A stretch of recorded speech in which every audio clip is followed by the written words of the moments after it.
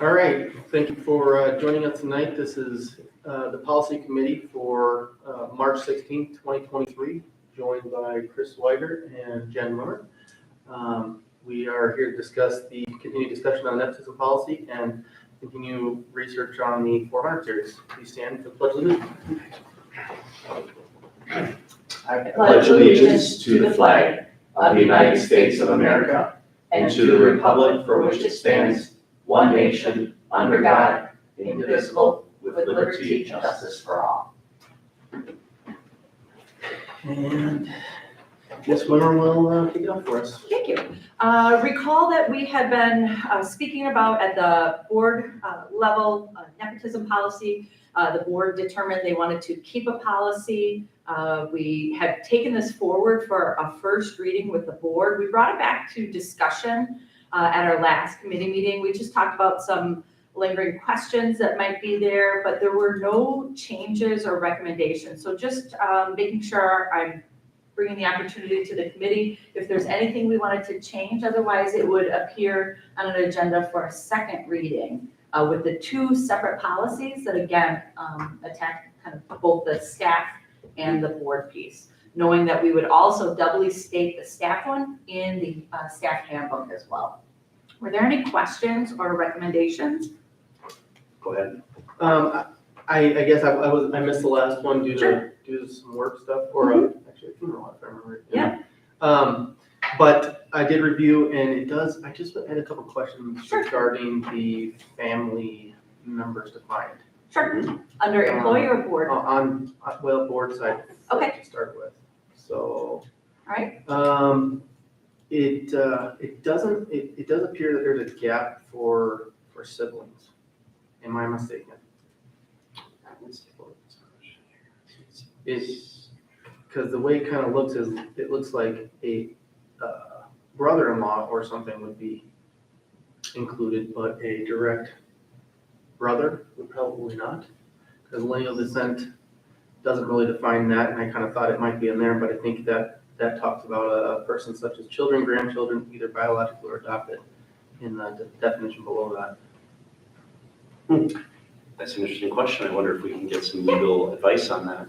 Because you could see it could be a lineal descendant, but why question it? Let's ask for Right. an expert. Yeah. And they may consider that kind of lineal in that one track, and they may consider a sibling adjacent in that. If that's the case, I'll just bring that forward for discussion then on Monday.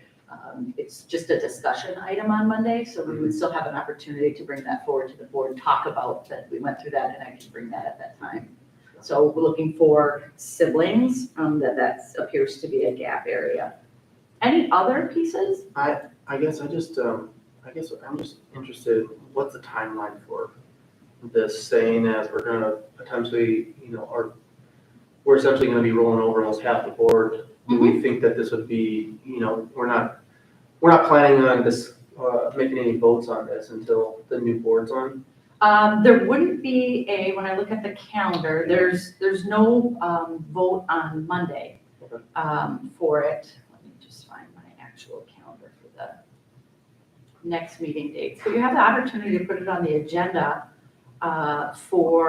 you would have that meeting in the first meeting of April. My only thought is if we're rolling over, 3 of the 7, and this is the potential new board that is Sure. gonna have to, work with this policy, it Yeah. might be beneficial for them to actually have input. Perfect. Why don't we bring that right up during the discussion with the board?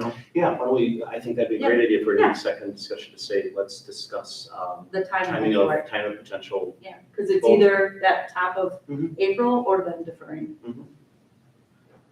Okay, It's just a decision that, they're gonna have to work with the Yep. next 3. Exactly. So. Yep. It just kind of seems logical.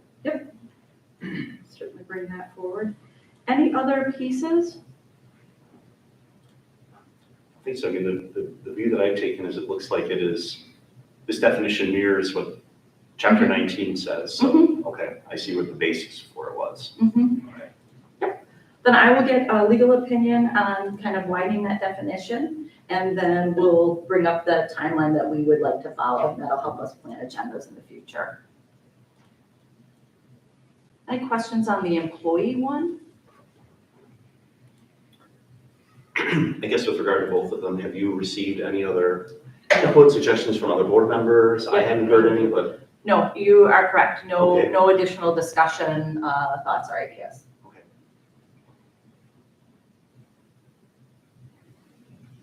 Then I will bring those forward for the board, and we can determine that timeline, together.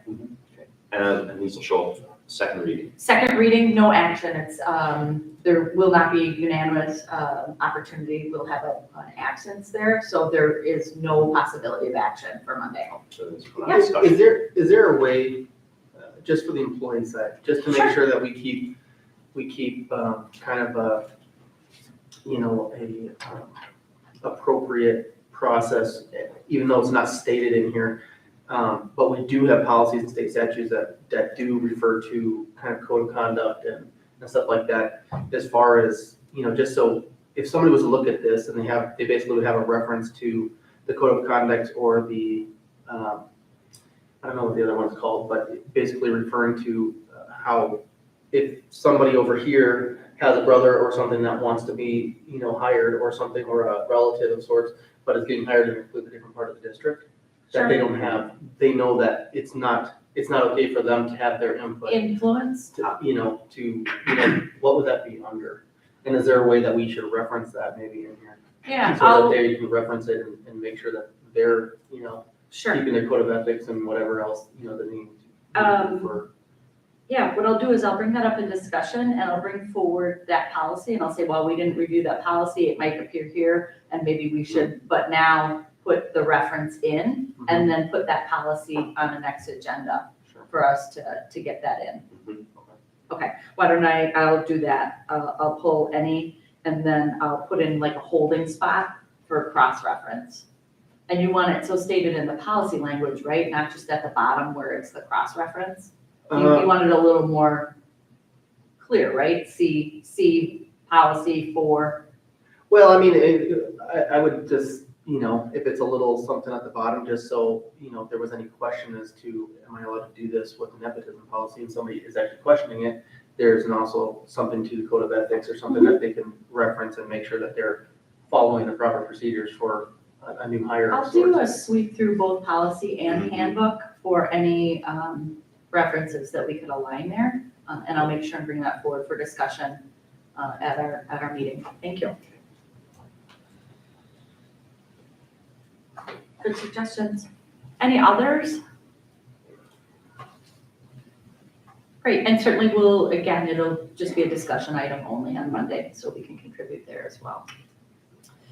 Then continuing, this will bring a close to the 400 series for us. It's been a little while, an entire box of materials, but in cross-checking, so I go through every single policy that we have, that we don't have, I cross-check everything. When you look at the 400 series and open up that PDF for that, the very first one, 421.1, this is an omission on my part. We had brought forward for a first reading, 421 early admission, and brought that piece forward. It takes this language in 421.1, and we had talked about it and said to remove it because it's now covered in the new 421, and we had that first reading. But I failed to bring this forward as a removal. So I'll bring it forward as a first reading for removal because we have language that would take care of it. So I just wanted to call attention. That was my error on that piece, not bringing them both forward at the same time, but gives you assurance that we have lots of checks and balances on our policies. So that's the why behind that one. The next one was foreign exchange program. We had talked about this one earlier, and I went back and did a little work with additional policies. I had looked at other agencies, those pieces. So we talked about kind of some pieces that were sticking points for us when we were doing this. Only students that are coming to the country with a J1 visa and through a vetted program can have access to that. that seat. I removed the language about the reciprocal nature. That does not exist, that we're doing quid pro quo on seats. That is not something we do. All of those. Now, we do ask for people to reach out, and there's very specific agencies that are vetted through certain organizations. And I put in that we still have the right to, should district enrollment exceed our capacity, that no seats would be made available. So I'm not obligated to open those seats. It's generally 6 seats per school, 12 that could go across if we've got the room. For consideration, I put in the yellow there. It's a little bit harder to see, but the organizations who wish to enroll a foreign exchange student, cultural exchange student in West Bend must submit all of the necessary papers 30 working days before the start of the school. First of all, I struck cultural exchange. There were 8-week short blocks. This should be a year or semester. They should not be weeks parachuting in and out of a class like that. But it's not required that they submit paperwork 30 days in advance to us. I don't need that kind of lead time. When it's coming through a sponsoring agency that we've vetted and can do, I mean, I can accept someone with even just a couple weeks notice because it's really space dependent. So I might have some people who reach out in the 11th hour because, you know, a family placement has fallen through with the organization and now they found a spot in our community. I just like to, I don't think it's something that we need to have that time bound. So I'd recommend that removal, but I also put in there that the board would authorize the superintendent to consider requests to, this should be admit, that's a typo, admit a foreign exchange student who meets the United States Department of State requirements and applies through admission and to determine whether or not that student should be accepted. Because that is us continuously vetting those sponsoring organizations. I want to make sure there's full background checks.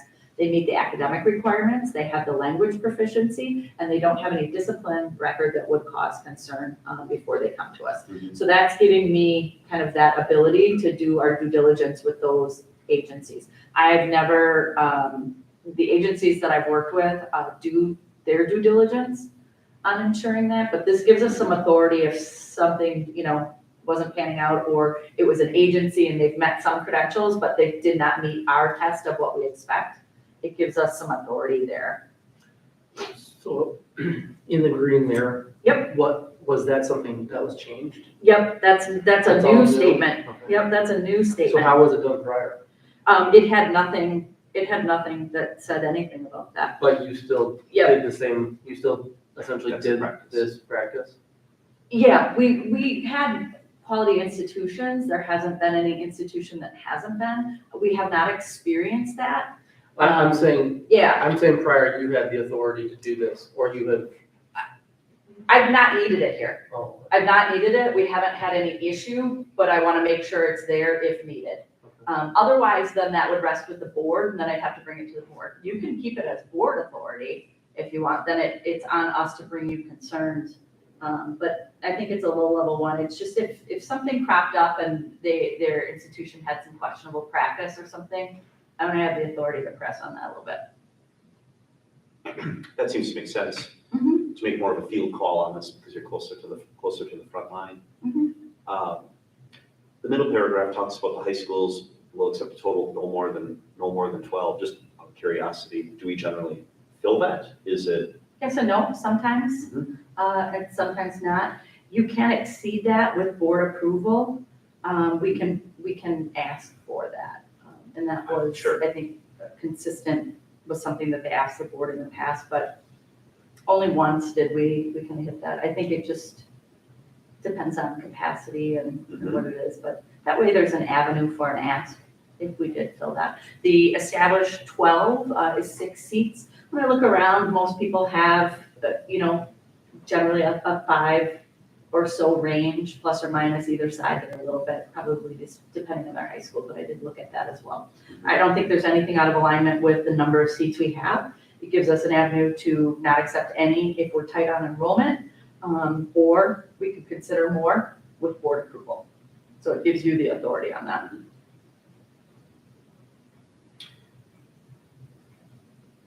Do we want to put in here board approval if more needed? I mean, I don't know if that's necessary. I put that with board approval, the superintendent Oh, may right. request, there's another typo there, goodness, the placement of more than 12 students from a Okay. sponsoring agency.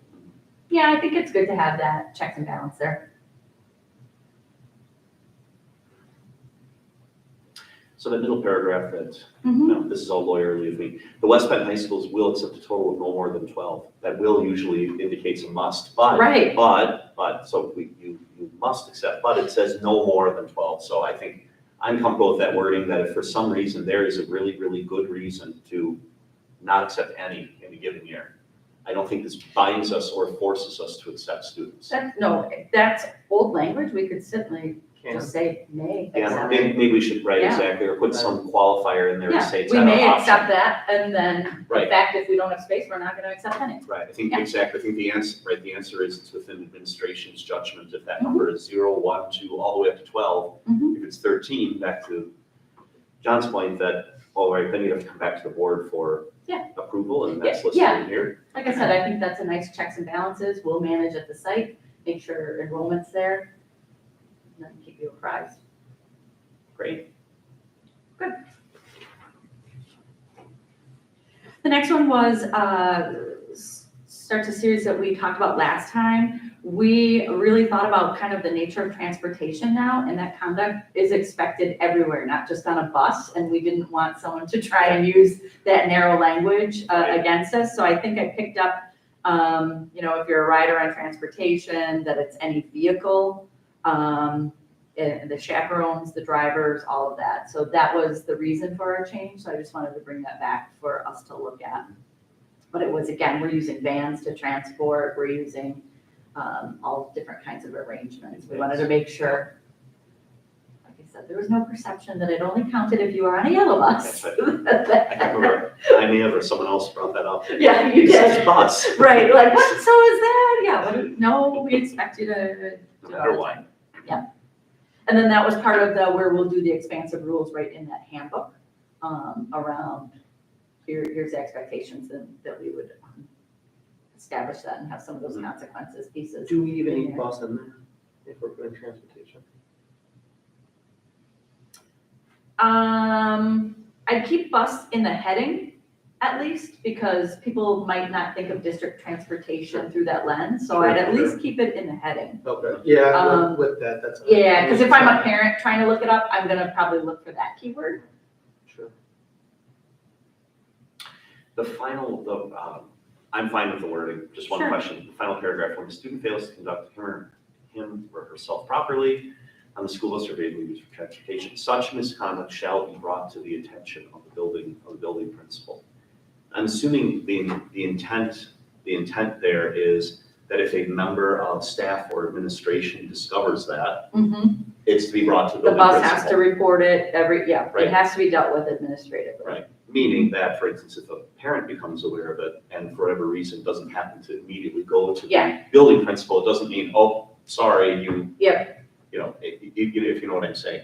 And we can take out the who, but it should be reported to the school or district. You can make it just reportable.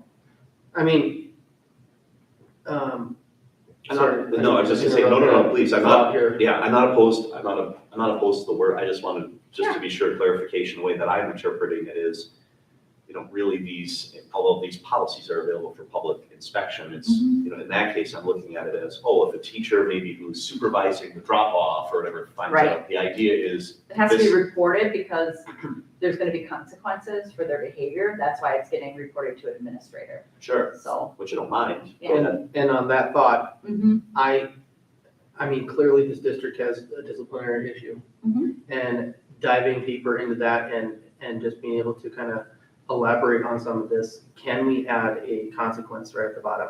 First offense is you get 1 warning. Second offense, you will lose your bus privileges. We talked about putting that in the family handbook that parents sign off on. Because then they're forced to sign off students of that age, and then that's what's used as the platform to go over. So what we'll do, and the work of the team is we will be expanding all the components of the student and family handbook, and we'll bring that back to review and look at that. But that way that there's that kind of accountability piece of it was stated that you received and reviewed this info. I mean, yeah, I just, when I see this and it says, writing privileges may be suspended in accordance with this, I mean, all I see is a lot of warnings again. Yeah. And I think that's where we're failing the students to, show them that there's seriousness to their actions and there has to be consequences to just, not representing themselves properly on a bus or in the classroom or wherever. So I'm just, I can't say it enough, we need more discipline in the school and somebody, Well, they I have think, to understand. I think that handbook piece, I think that's kind of where you and I have had that conversation too, and then the whole team really talked about what would help them and have those sign off. So I think we really just, like you said, be really clear, if this, then this, around each kind of component of behavior. And then I'm assuming we will have a reference in a, not to get off topic, but in a disciplinary policy that we have. Yep, that those will- references those things. Yeah, we'll reference the handbook and you can include that as an AR, right in that piece, so it's multiply stated and kind of, like you said, it's clearly defined, and even if you don't go here, and you didn't sign off on it, that's It still still accessible, applies. it's gonna be there in multiple ways. Good. The next one was tobacco and related products. We reviewed in context, remember the one about prohibiting those products on school grounds, but really included a very student-specific around those things. We talked about, instead of, for example, we asked for may include, and we talked about first, you're gonna confiscate materials. And then I just reordered the ones after that. That seemed to be a piece that was missing.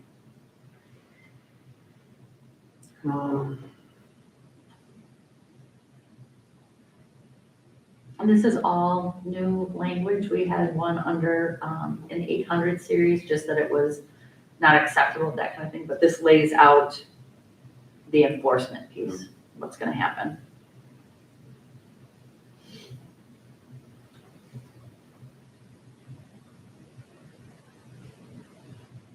Certainly has some clarity. There's nothing about edibles. Edibles are gonna be in the Yeah, not alcohol and drugs. Okay. Because this They're, is yeah, just- they're in a separate one. This Yep. is tobacco. Yep, Yep, okay. yep, That yep. makes So tobacco, the edibles are in the other. I just hear. Yep. Vaping and, there's the marijuana ones and whatever else. Mhm. So, Crossover there, yeah. there's a- Yeah, we have a whole separate policy on that. Okay, so this, like I said, a good expansion of Mhm. language, the principals appreciate that. Also, addition of electronic communication devices, again, adding that a device may be confiscated by staff. And then also in the green, we talked about including disorderly conduct. And then we did not see the need for that one bullet that we struck. Those were kind of our big pieces in that. Mhm. But that's all new policy language.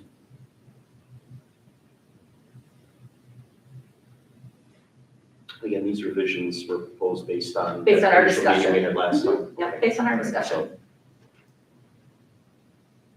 Yeah, and then. Will this be in the parent handbook also? Yes. So they sign off on Mhm, correct. acknowledging that their kids fall Yep. from the table away? Yeah, especially, and that's what they were really talking about as the associate principals and principals, the amount of argument they Yep. get from students and parents around you can't take No, which that is- device. It's like, yeah, you can. So they really recommended, like, if you could say that really in bold language, that would be great. So yes, again, it would go into that expanded handbook. Great. All right, the next three, I'm gonna hand you, because you might wanna look at them side by side. So I'm gonna walk you through. The next one is 411. We had a cursory conversation way back when, and I said there's some entanglement because it's got harassment in it. That should be handled down here, and so we waited to bring this one back. We had the initial conversation of anti-bullying, anti-harassment, and I gave you kind of, we were in attention to the areas in the green, but it got so muddy, I just printed it clean for you and then gave you the original as well. So it was a greatly expanded policy on anti-bullying and anti-harassment that we'll get into. But what I'd like you to key into on the 411 for right now, so the 411 should be equal educational opportunities. It should stop there, right? Right now, ours is including harassment. So I put harassment all in yellow on the back and just said, okay, we should read this then and decide if we want anything to go into our harassment policy. Okay, so I'd like you to first key in on the first part. So this is a required policy.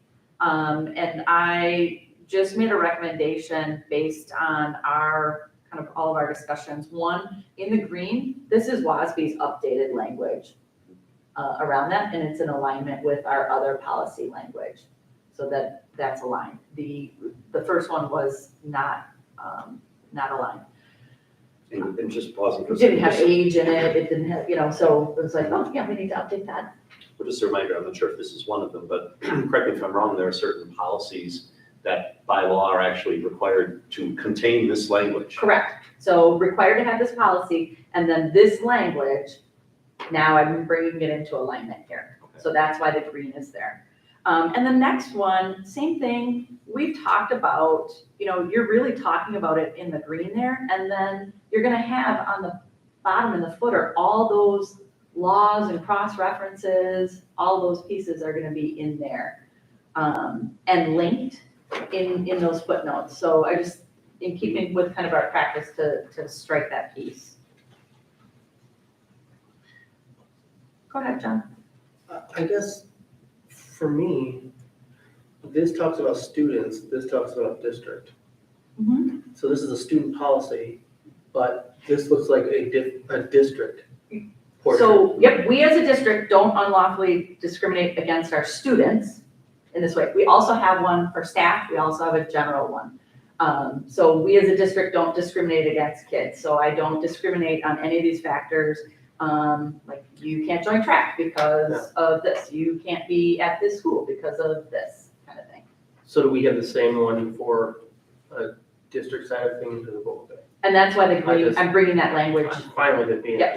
being multi-listed on different. Yeah, I just didn't know if it was placed right, if we don't have it other places. no, you're right. It's duly placed in a few locations. And we keep a running list, so when that is updated, then we can pull all the policies that have that listed by requirement, and then we could attend to those in one batch if we needed to.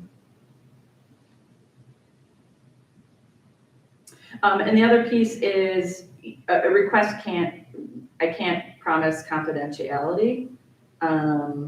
So it's just requests for accommodations should be made in writing and approved. Because I might need to share that information with whoever might need it, especially in the religious beliefs one. So a classroom teacher might need to know, someone in the lunchroom might need to know that maybe there's something in there. So those are not confidential requests. Those are shared only with people who need them, but they are shared. And those are all required parts. You have to touch on the homelessness, religious accommodations, all of those pieces that are required. And our language in the black there was all up to date.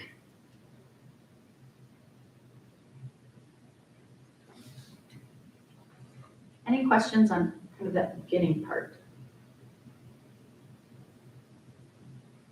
So we're on to the yellow part. And then we're on to the yellow part. So now, if you kind of hold that to the side for a second, last time we met, we went through anti-bullying and anti-harassment. Ours was just on bullying, so we expanded to harassment.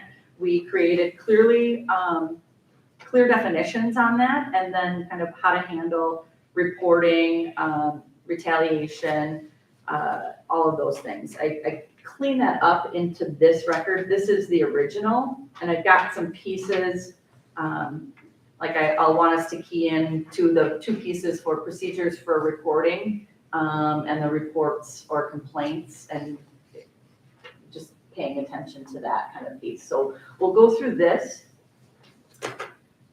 And again, here's your original for reference.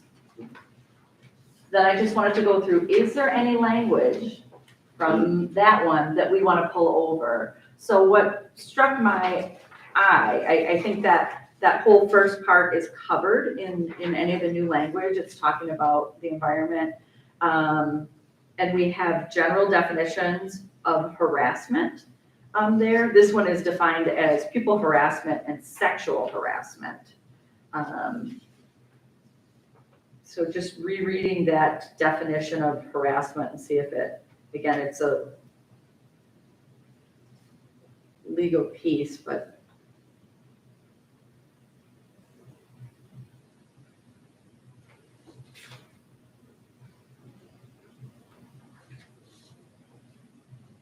Just a clarifying question, because harassment's a concept in employment law as well. We're talking here because it's in the 400 series that we're really talking about this as it relates to students. correct. This is the students. There's one sitting in the 500 series for the staff. But this does talk about both in those Exactly. definitions. Exactly. Prohibits employees, students, and those engaged in operations of any and all district programs, so. What you could do too is, we could look more comprehensively and make it one policy around that and talk about the nuances of staff and student. We could do that too. Well,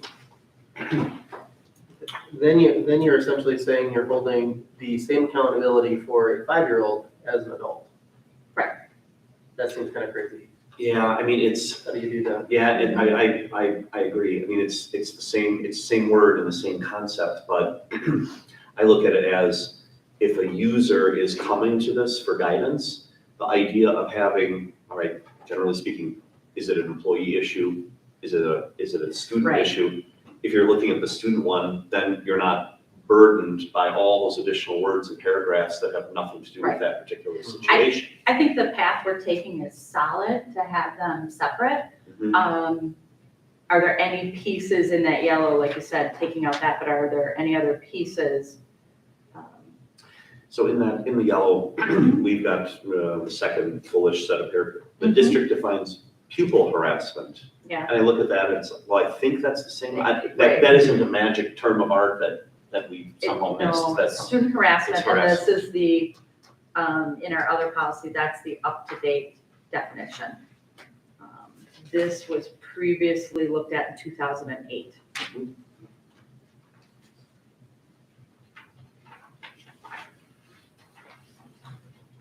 The only thing that caught my eye is how sexual harassment is really set aside as its own thing.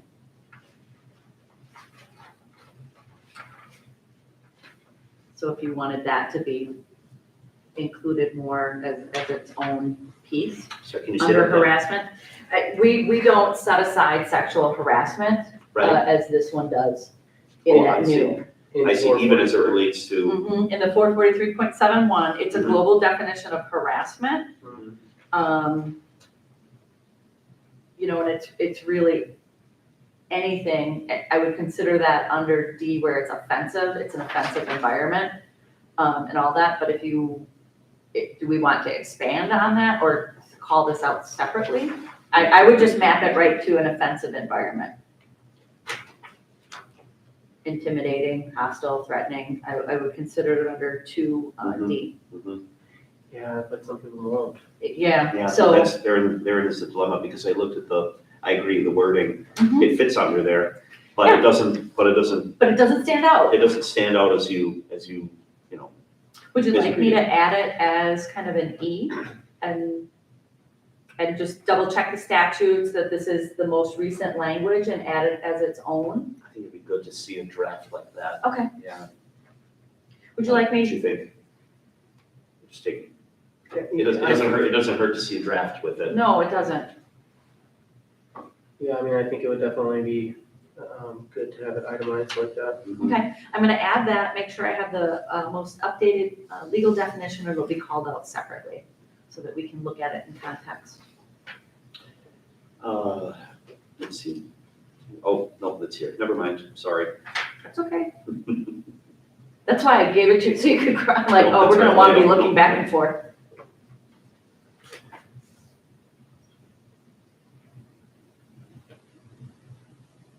Oh, no, there it is. All right.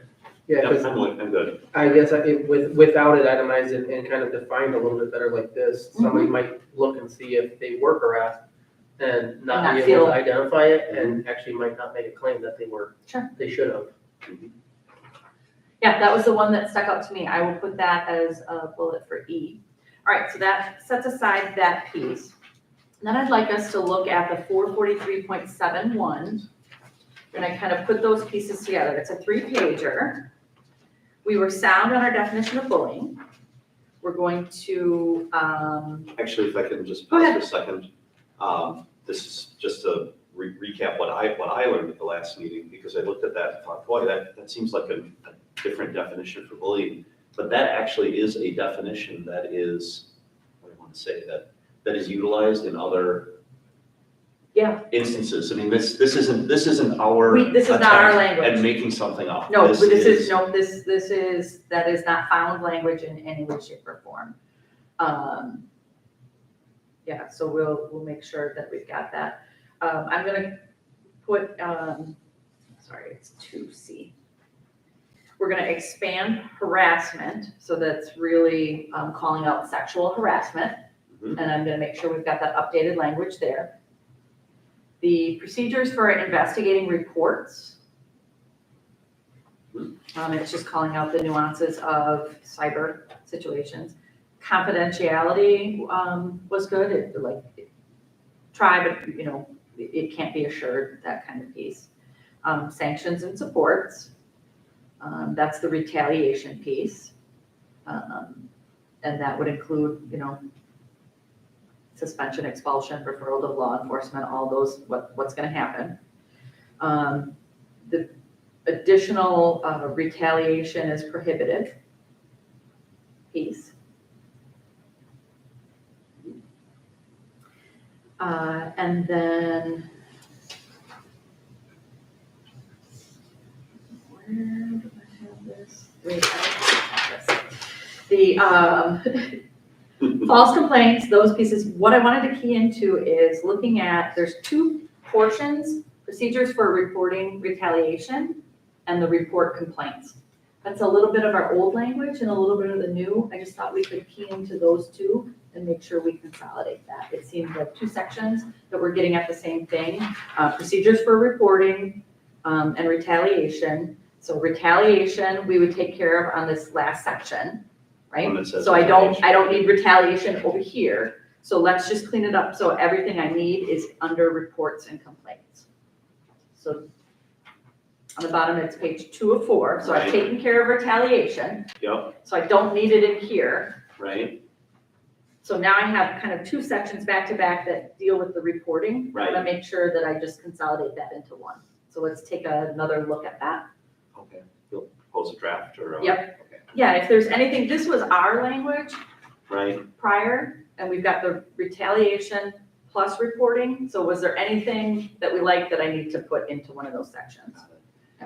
I think that idea for a draft sounds fine. Mhm. I looked at it too and thought, we have retaliation prohibited, and we've got procedures for reporting retaliation, I think actually before it. Here's how you report it, and then by Right. the way, a half page later, oh, by the way, here's what it is. So Yeah. I like that Okay. idea. Yep, so we've got it defined, it's not allowed, here's how you report it. Exactly. That flow, I think, makes sense to a reader. Mhm. And I'll just add, if we're gonna add another piece kind of defining Sure. sexual harassment, Mhm. maybe we should also add an example, kind of expanding on it just a little bit, because this talks about, has kind of some pieces of unwelcome requests for sexual favors. And, Yeah. maybe we can have an example there for that if we're gonna define it a little bit up here. Sure, Because again, there's not really anything in the examples Yep. that would allude to sure, an example of that. sounds good.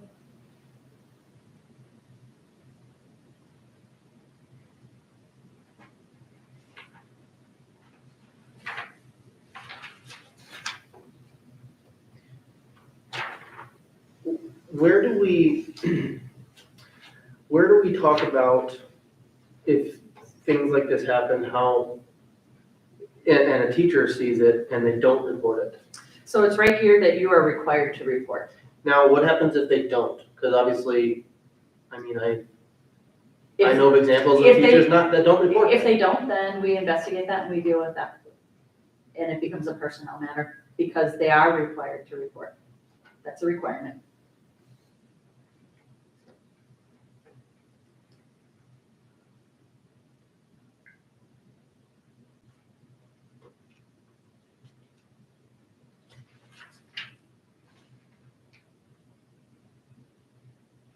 So I think that statement that you're required to report, right? If you're aware, you should report, that we need those. The reports verbally or in writing may be made confidentiality. We talk about that. I don't think you need that piece. The school official receiving a report shall immediately notify the school district employee assigned to investigate. I would probably just, Which section are you in? I'm sorry. it's right, procedures Oh, for there. reporting and retaliation, just which ones come down I and see. get folded in and which ones don't. Retaliation we handled, so we don't need that. I think that second to last statement there, school officials receiving a report of bullying or harassment shall immediately notify the school district employee assigned to investigate the report, the principal or administrator of student services. I think that just goes up of you're required to report, and then I put up in there that it's an immediate report, you know, it's timely. Mhm. I would write that language right up there. And these would be my two preamble statements to go into reporting.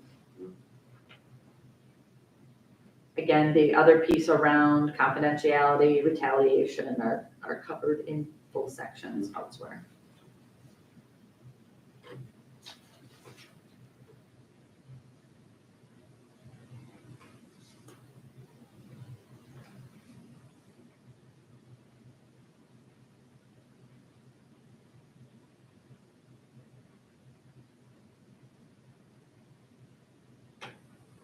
Do we want to have in here something about a student's option if they no longer feel comfortable in the classroom after something like this?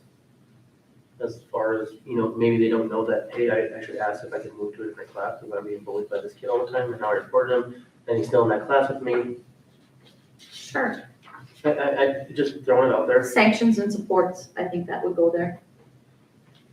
Like what could happen to you, so it talks about that. So I'll put in there about your class schedule could be changed, all of those things. Yep. Requested, because I mean, if somebody's looking through this and wants to know, you know, what's my options if I do something like, if I need to report something like this, because how, I mean, I think that's a deterrent if somebody has to report it and then I gotta be stuck with the same Well, and to your person. point, I've been on the other end when you're forcing a schedule change in that situation, and they're like, well, you don't have I'm like, yeah, I do. Yeah, I can. I mean, And the I see. victim isn't the one who's subject to a change, you are. So, okay, I'll add it to the sanctions and supports. Mhm.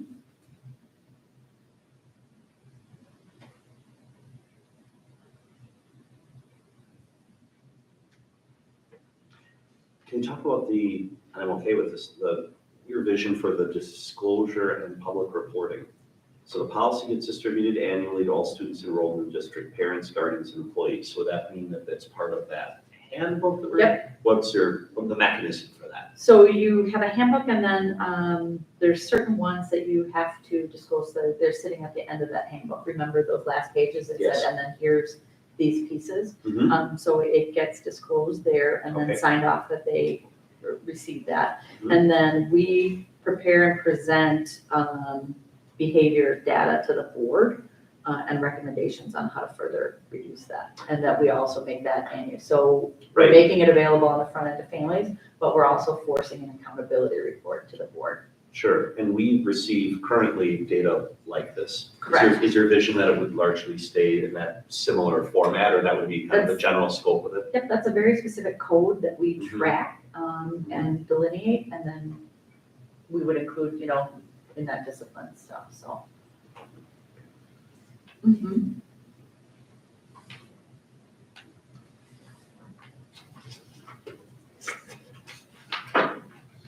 Would you like, again, our end user is a family and a student. Mhm. I can put these pieces that we put in play, and I certainly, Jen Potter, the executive principal at the high school, is helping me to gather a group of students who are interested in policy. Would you like me to take this with those mock-ups to the students and see if it's understandable? I It's, think that'd be good. I think so Why not? too, and get That's some perfect. student feedback. That's who it affects, right? Correct. Mhm. So, yeah, like I said, we have something in place right now in those, so, And they might have some ideas. They might Yeah. have examples of stuff that they've Yeah, encountered that's not in here. they might have, even just on the layout, you know, to your point of like, how do I find this? How do I have some ownership and voice there? Can we, I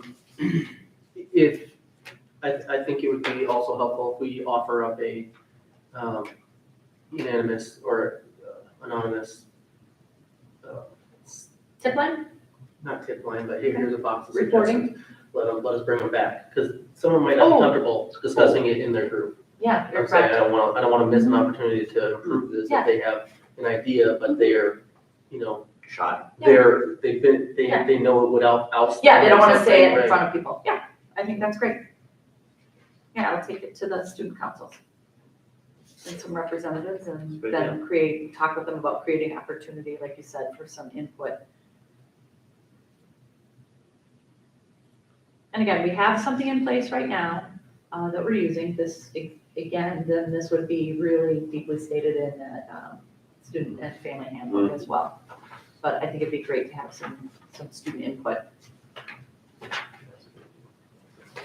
Any other pieces of feedback? Then I would be working with the kids and bringing this back to a future policy. I'll talk about it on Monday, kind of where we are. Sure. And maybe share that language with them just for a review, but that it's out for review with students.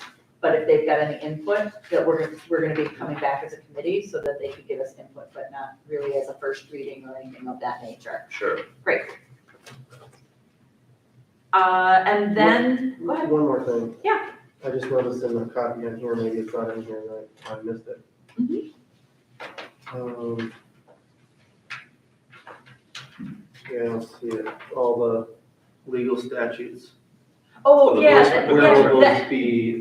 they will all be added to the bottom as links. Peggy and I were talking about that today, the one printed and then the others. On the Yep. 443.71, They all will, every single one of them. but I mean, is it gonna be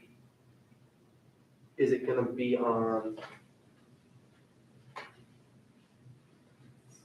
Because 440, essentially, we're losing a lot of this. Or this one, 411, sorry. Will it be on the bottom of this and this? So you're gonna have some crossover on those pieces. So it'll be an inner policy reference as well as some of the statute language reference. Because this is essentially going from 2 pages to probably a Right. paragraphs. And then the other harassment stuff is going there. So you'll have those links. I'll make sure that the others are print with that cross-reference for you. Yeah, it just appears that this Yep. goes with the 411. Yep. All these links. Yeah, we're having some issues with them today. They just did a re-release and trying to tighten the margins was problematic. You see we're hand highlighting right now. Their last update it might have fixed some bugs, but created some others. So we'll make sure that you've got that and you can review those cross-references. But those were all for the 400s. So that takes that one coming back, and again, the full-time students for 12.1 coming back as well. Great, any other questions? And there was, those were the ones that we brought back for discussion. There was a few others that we were ready to go after discussion, like the locker searches, all of those pieces. We were ready to bring those forward for first reading. So those, you'll see those on that agenda for Monday. Great, Right. wonderful, thank you. It's on that agenda. Good. That's all we had. So, Mr. Donaldson, if you'd like to adjourn our meeting. There's no one opposed. No objections here. We don't need a motion, correct? No opposed. Declare it so. That concludes our policy committee meeting for March 16th. We'll see you next time. Thank you. All right, thank you. Thank you.